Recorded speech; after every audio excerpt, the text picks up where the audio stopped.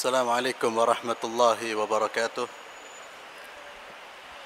إن الحمد لله نحمده ونستعينه ونستغفره ونعوذ بالله من شرور أنفسنا وسيئات أعمالنا. من يهده الله فلا مضل له ومن يضلل فلا هادي له. وأشهد أن لا إله إلا الله وحده لا شريك له وأشهد أن محمدا عبده ورسوله لا نبي بعده. قال الله تبارك وتعالى في كتابه الكريم: يا أيها الذين آمنوا اتقوا الله حق تقاته ولا تموتن إلا وأنتم مسلمون.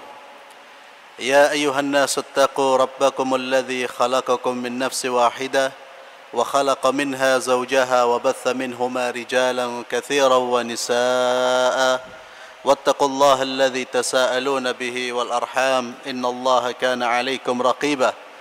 يا أيها الذين آمنوا اتقوا الله وقولوا قولا سديدا يصلح لكم أعمالكم ويغفر لكم ذنوبكم ومن يطع الله ورسوله فقد فاز فوزا عظيما. أما بعد، إخواني في الله أعزنا الله وإياكم. Kita akan lanjutkan kajian kitab Bulughul Maram dan pembahasan kita masih tentang jual beli.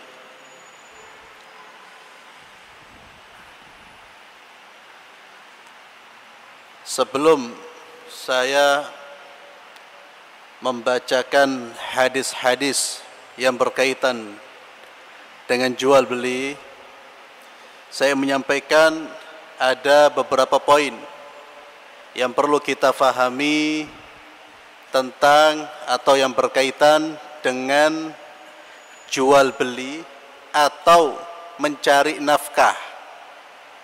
Ada beberapa poin yang perlu kita fahami. Yang pertama, diperintahkan bagi orang yang terjun dalam dunia bisnis atau orang yang melakukan transaksi jual beli, diperintahkan agar dia belajar aturan main jual beli bisnis menurut Islam. Diperintahkan untuk belajar. Bahkan sebelum dia masuk dalam dunia bisnis atau jual beli, dia harus tahu ilmu tentang masalah jual beli sesuai dengan aturan Islam. Karena salah satu prinsip dalam kehidupan yang harus kita jalani, dan ini prinsip Islam, al-ilmu qabla al-qawli wal-amal. Al-ilmu qabla al-qawli wal-amal. Berilmu terlebih dahulu sebelum berkata, berbicara, dan berbuat. Pekerjaan apapun harus kita fahami terlebih dahulu, termasuk urusan jual beli.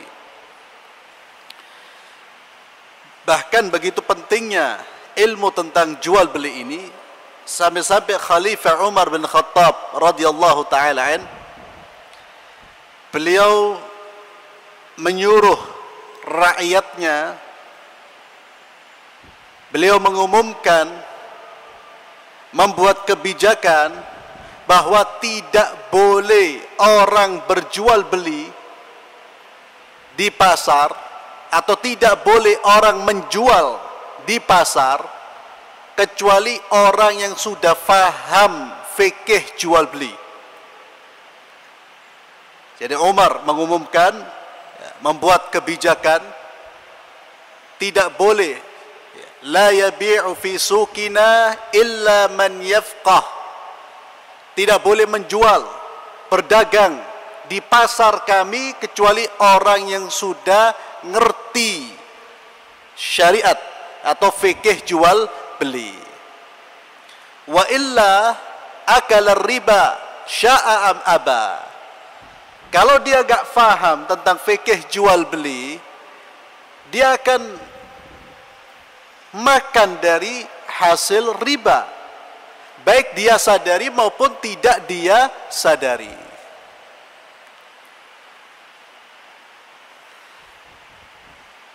Kata Imam An-Nawawi rahimahullahu ta'ala, yahrum al-iqdamu alai al-bay' illa ba'da ma'rifati syartihi. Diharamkan orang melakukan atau menjual, menjadi penjual, kecuali dia faham tentang syarat-syaratnya. Jadi orang harus tahu ilmunya, ya, karena kalau tidak tahu maka secara mungkin tidak sengaja, tidak disadari dia akan jatuh dalam hal-hal yang melanggar syariat. Kemudian poin yang kedua yang perlu kita fahami, hendaknya dalam mencari nafkah ini kita mulai di pagi hari. Kita mulai beraktivitas di pagi hari. Kenapa beraktivitas di pagi hari? Khususnya mencari nafkah, mencari maisha. Karena Rasulullah SAW berdoa, Allahumma barik li ummati fi bukuriha. Allahumma barik li ummati fi bukuriha. Ya Allah, berikan barokah kepada umatku di waktu pagi. Turunkan barokah untuk umatku di waktu pagi. Ini doa Rasulullah SAW yang secara tidak langsung memotivasi kita untuk beraktivitas di pagi hari. Jadi yang regut tidak dapat doa ini, yang tidur tidak dapat doa ini, yang beraktivitas termasuk bisnis, kalau ada deal-deal, ada yang laku, barokah dan berkat doanya Rasulullah SAW. Ini sebetulnya hadis yang memotivasi umat Islam untuk tidak tidur pagi, tapi sudah melakukan aktivitas di pagi hari. Tapi sayang, yang melaksanakan isyarat ini, beraktivitas di pagi-pagi, bukan umat Islamnya. Umat Islam nanti buka toko zuhur, ya.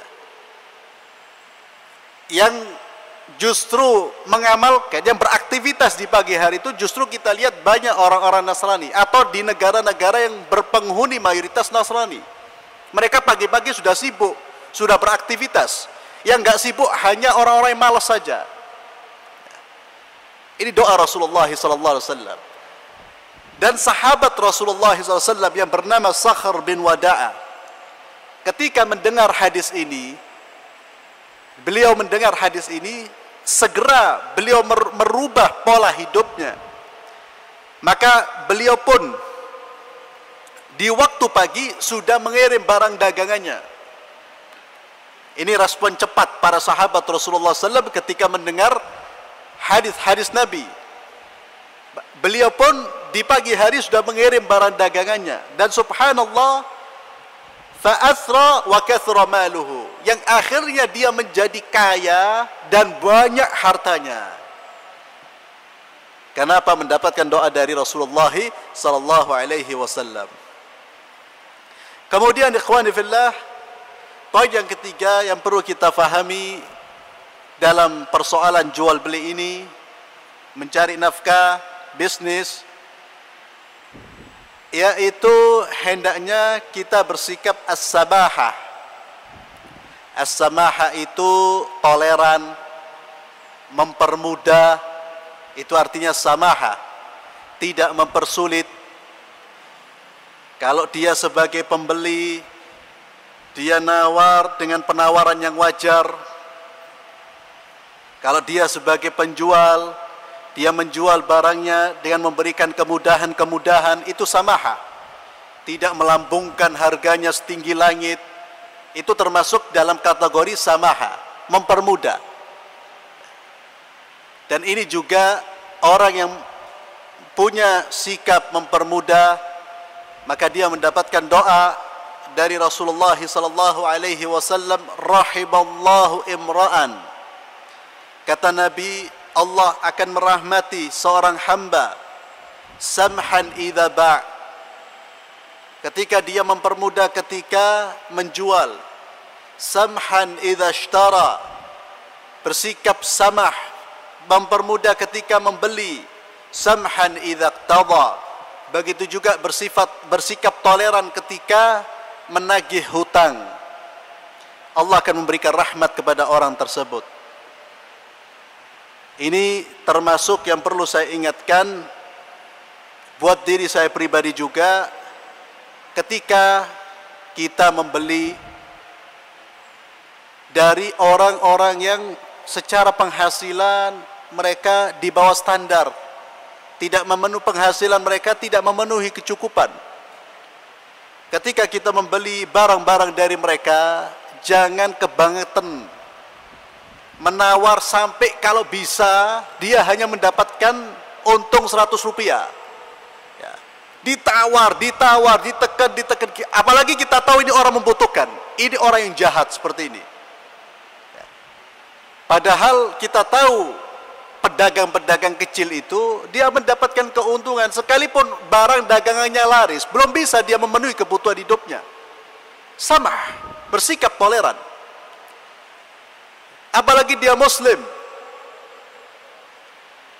Kita perlu menghargai orang-orang tersebut. Alhamdulillah dia bekerja, dia tidak minta-minta. Ya, biasa orang jual di pinggir embong, jual buah-buahan di pinggir embong, kasihan mereka. Kadang-kadang ada orang muslim, ya Allah, nawarnya naudzubillah. Ya. Padahal kalau dia membeli barang dengan harga mahal di toko-toko milik non-muslim, dia beli. Tapi kalau orang-orang seperti ini, dia berusaha untuk menekan. Ini bertentangan dengan prinsip samhan. Ya. Tukang beca, ya, dia bekerja mencari nafkah. Berapa penghasilannya? Itu jauh lebih mulia dibandingkan orang yang hanya meminta-minta. Bantu mereka. Nawar samah. Kasih harga yang lebih tinggi dan sekaligus kita sedekah. Ya.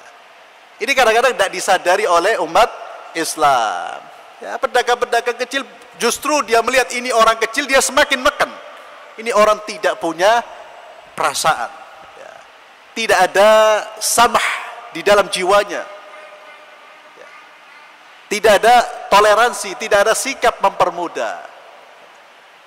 Maka mari kita terbiasa bersifat samah. Ya.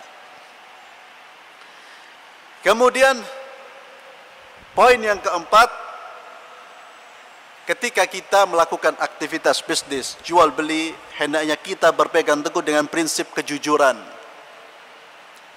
Kejujuran ini yang akan mendatangkan barokah.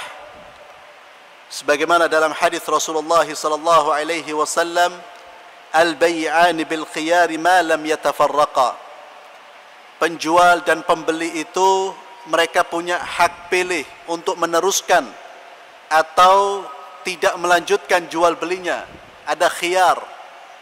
Nanti ada pembahasan tersendiri.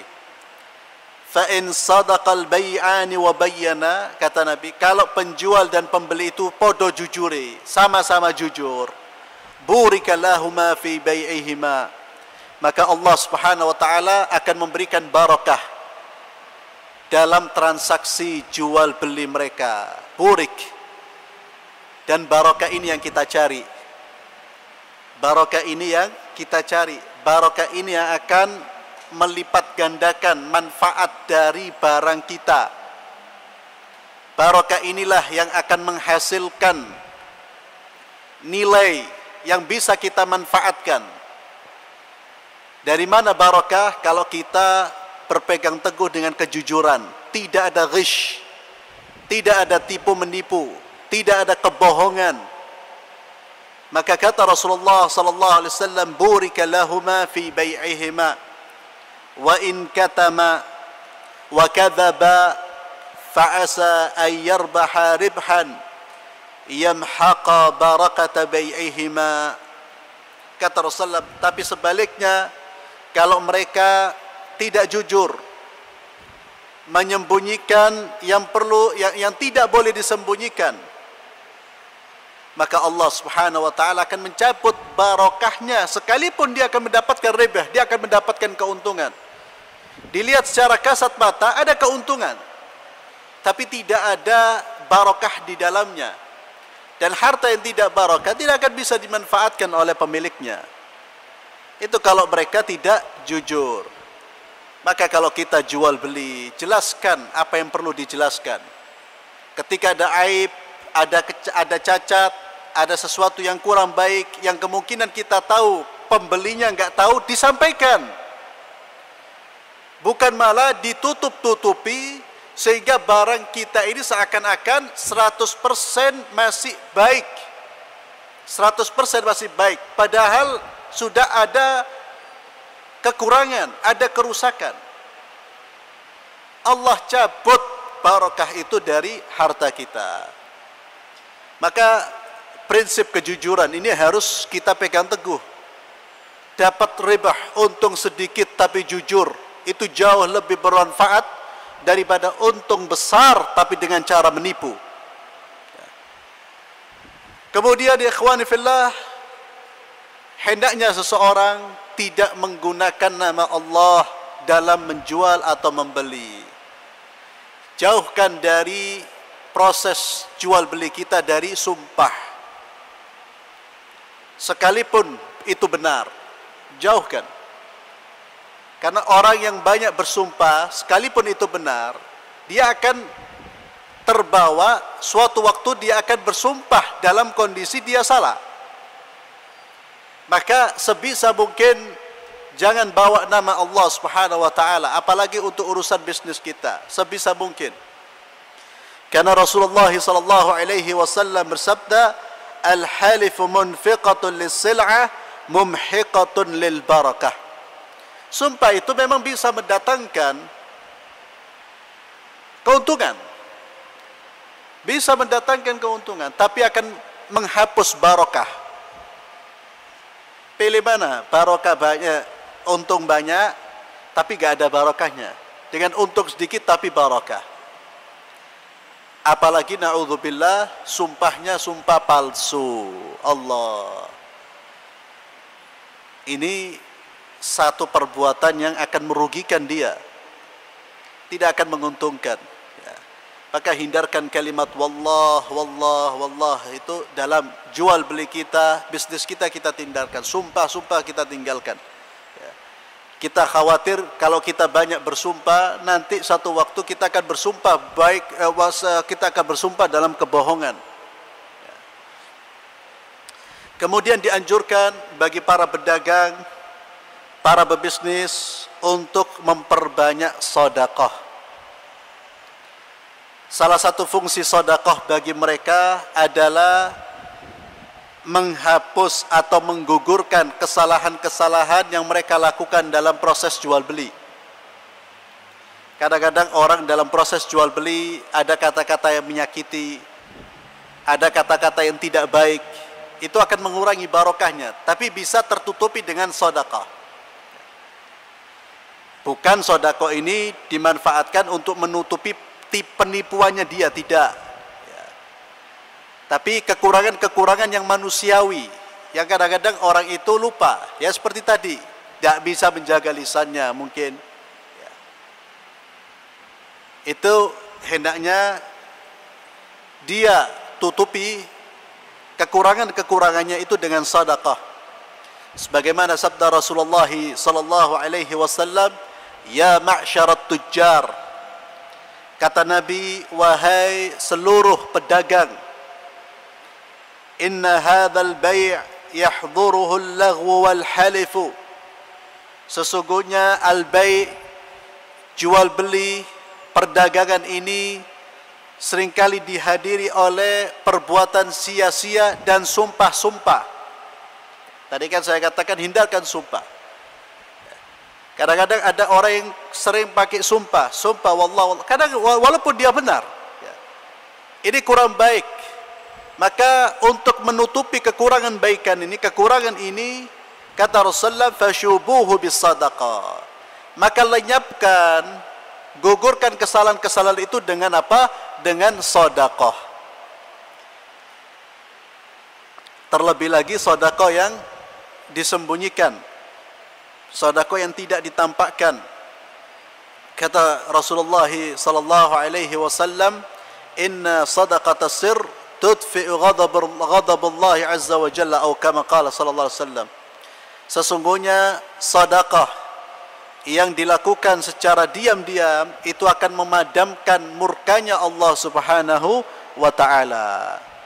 Dan sedekah ini salah satu cara kita menghadirkan barakah dalam kehidupan kita, itu dengan sedekah. Salah satu cara kita memperbanyak harta benda kita juga dengan sedekah. Karena ini janji Rasulullah, janji Allah Subhanahu wa taala, dan juga janji Rasulullah sallallahu alaihi wasallam.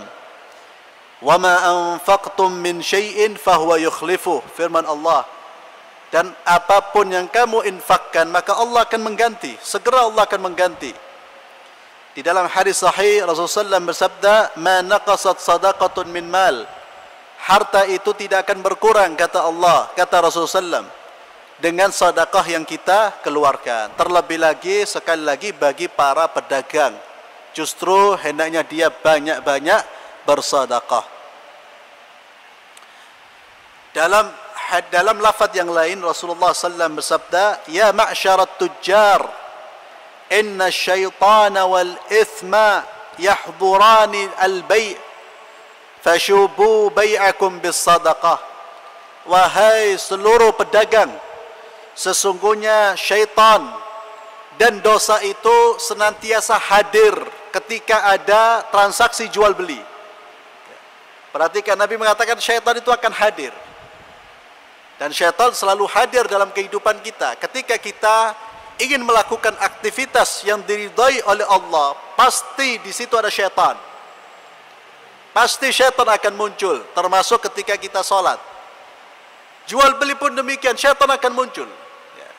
Akan menggoda si penjual untuk berdusta, menutupi aib, berlaku gharar dan lain sebagainya. Kata Rasulullah, "Fashubu bai'akum bis sadaqah." Maka hilangkan dosa-dosa yang terjadi di tengah-tengah proses jual beli kalian dengan sedekah, bersedekah. Kemudian poin yang lain, at-targhib fi kitabatid dain wa miqdarud dain al-muajjal wal ishhad 'ala al-bay' nasi'at al-ajri aw 'ala kitabatid dain. Dianjurkan untuk mencatat dan mendatangkan saksi dalam proses jual beli yang tidak kontan. Ini hukumnya sunnah, sangat dianjurkan. Untuk menutup apa? Untuk menutup pintu konflik. Maka ketika kita, lebih-lebih bagi orang yang berhutang, selain dia menulis di dalam transaksi jual belinya dengan orang yang dia hutangi, dia juga perlu menulis wasiat untuk keluarganya. Ini sangat dianjurkan. Tidak perlu kita menunggu sakit yang menghantarkan kepada kematian. Wasiat itu disunnahkan untuk ditulis sekalipun kita dalam kondisi sehat. Bahkan ditekankan bagi orang-orang yang punya utang, dia harus nulis wasiat. Karena kematian datang dengan tiba-tiba. Kematian datang tanpa pemberitahuan. Kalau seseorang hutang, tidak ada yang tahu, keluarganya tidak ada yang tahu, lalu dia wafat, sebelum dia memberitahu, siapa yang akan membayarkan hutangnya? Kalaupun orang yang menagih datang, tidak ada catatan, keluarganya bisa menolak. Padahal memang betul si fulan memiliki hutang. Jadi kita catat yang punya hutang ini. Jangan utangnya orang yang kita catat, utang kita tidak kita catat. Kita catat hutang-hutang kita catat. Kita tulis di surat, di selebaran. Kita letakkan di tempat di mana orang bisa, keluarga kita bisa membaca. Allah Subhanahu wa taala firman, "Ya ayyuhalladzina amanu idza tadayantum bidainin ila ajalin musamma faktubuh.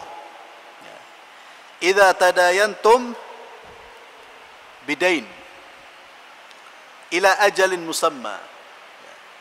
Jika kalian melakukan utang piutang, proses utang piutang, tulis, faktubuh, tulislah. Kemudian ikhwani fillah,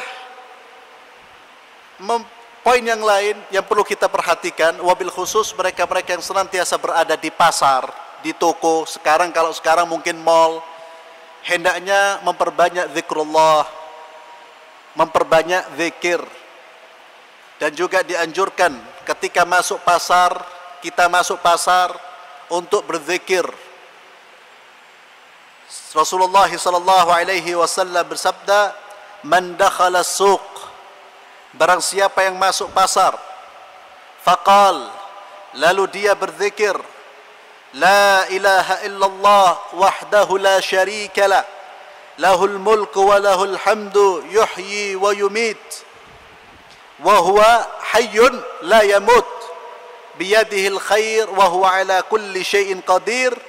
Barang siapa membaca itu ketika masuk pasar, kataballahu lahu alfa hasanah, maka Allah akan mencatat baginya ribuan kebaikan. Subhanallah, hanya membaca zikir itu. Wa maha anhu alfa say'ah, Allah akan menghapuskan ribuan kejelekan dia. Tentu kejelekan dosa-dosa kecilnya dia. Wa rafa'alahu alfa darajah, dan Allah akan angkat derajatnya beribu-ribu derajat hanya dengan baca zikir itu. Hadis ini sahih, hasan, diriwayatkan oleh Imam Ahmad, Tirmidzi dan Ibnu Majah. Zikir ketika kita masuk pasar. Kemudian poin yang lain, hendaknya kita menjauhi penipuan. Sebagaimana sabda Rasulullah sallallahu alaihi wasallam, "Wa man ghasyana falaysa minna," barang siapa yang menipu, dia bukan dari golongan kami. Ancamannya besar. Barang siapa yang menipu, dia bukan dari golongan kami. Kemudian poin yang lain, hendaknya seseorang ketika memberi piutang, dia bersikap memudahkan. Ketika orang yang dihutangi tidak mampu membayar, dan memang tidak mampu membayar, dia sudah berusaha tidak mampu membayar, berikan waktu lagi. Dan ini fadilahnya besar, sebagaimana hadis Rasulullah SAW, "Man anzara mu'siran aw wada'a lahu adallahu Allah tahta dhillihi yawma la dhilla illa dhilluh."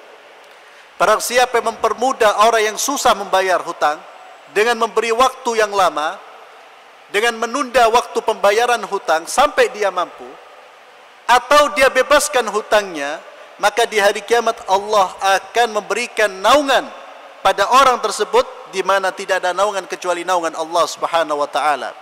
Dan orang yang memberi kemudahan bagi orang yang berhutang, Allah juga akan menghilangkan kesusahan dia di hari kiamat kelak.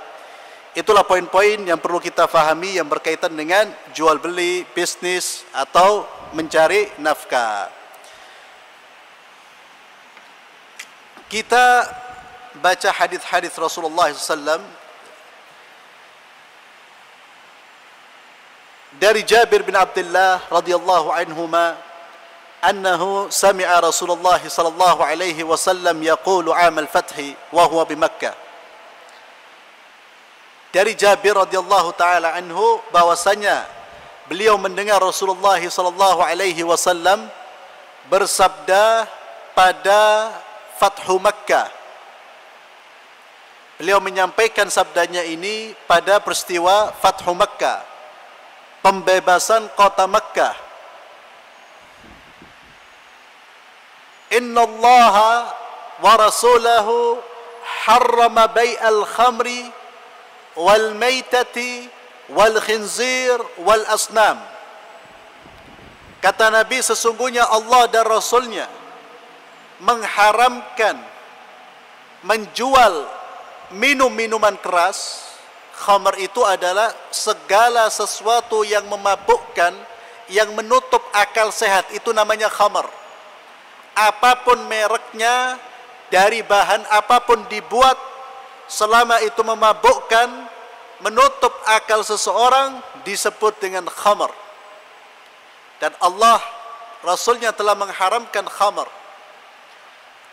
Kata Nabi, Allah dan Rasulnya telah mengharamkan menjual khamar, minum-minuman keras, wal maitati, bangkai, wal khinzir, babi, wal asnam, dan patung. Al asnam itu segala sesuatu yang dibuat baik dari kayu atau batu atau dari apapun yang berbentuk yang disembah, itu disebut sonam. Diharamkan menjualnya. Faqila ya Rasulullah, maka ada sahabat yang bertanya, ya Rasulullah, ara'aita syuhumal maita? Ya Rasulullah, bagaimana menurutmu dengan syuhumul maita? Syuhum itu lemak. Lemaknya bangkai. Fa innaha tutla biha sufun. Karena lemaknya bangkai itu bisa dibuat untuk melumasi kapal. Jadi kapal dilumasi dengan lemak agar air tidak masuk. Wa tudhanu bihal julud, dibuat juga untuk meminyaki kulit agar lembut. Wa yastasbih bihan nas, dan dijadikan sebagai bahan dasar pelita, lampu. Bisa dimanfaatkan. Apakah boleh untuk diperjualbelikan lemaknya bangkai ini? Karena dimanfaatkan. Maka kata Rasulullah SAW, la huwa haram. Tidak boleh. Dia haram.